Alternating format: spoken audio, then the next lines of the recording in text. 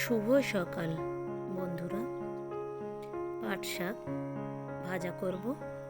কেমনভাবে ভাজা করি আপনাদের সঙ্গে শেয়ার করব।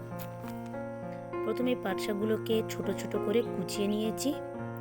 তেলের উপরে শুকনো লঙ্কা ফোড়ন দিয়েছি।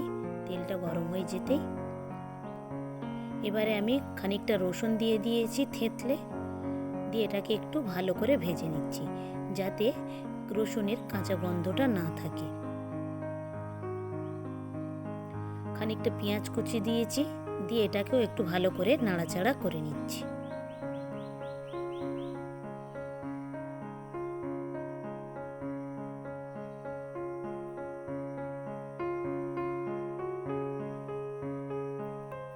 পেঁয়াজটা একটু ভাজা ভাজা হয়ে আসতে আমি এখানে খানিকটা লঙ্কা দিয়ে দিয়েছি।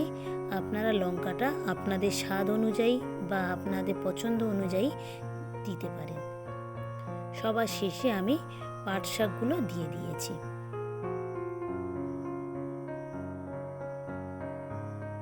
সবগুলোর সঙ্গে পাট শাকটাকে ভালো করে আমি মাখিয়ে নিচ্ছি।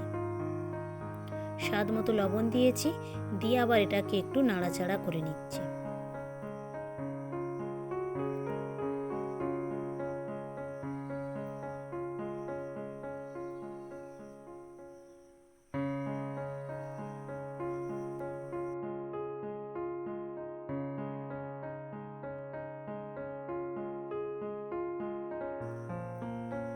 একটা ঢাকায় ঢেকে দিয়েছিলাম, ঢাকাটা খুলে আবার একটু এটাকে আমি নাড়াচাড়া করে নিচ্ছি।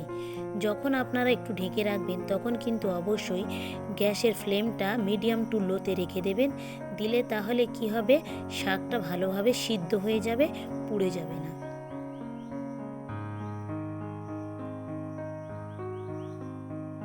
আপনারা চাইলে এই পাট শাক ভাজাতে হলুদের গুঁড়ো ব্যবহার করতে পারেন, কিন্তু আমি এখানে কোনো হলুদের গুঁড়ো ব্যবহার করলাম না।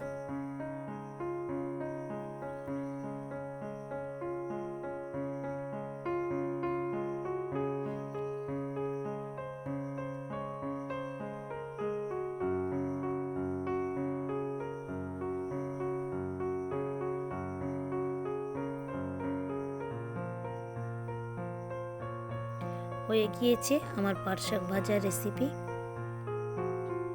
কতটা ঝরঝরে হয়েছে নিশ্চয়ই আপনারা দেখেই বুঝতে পারছেন।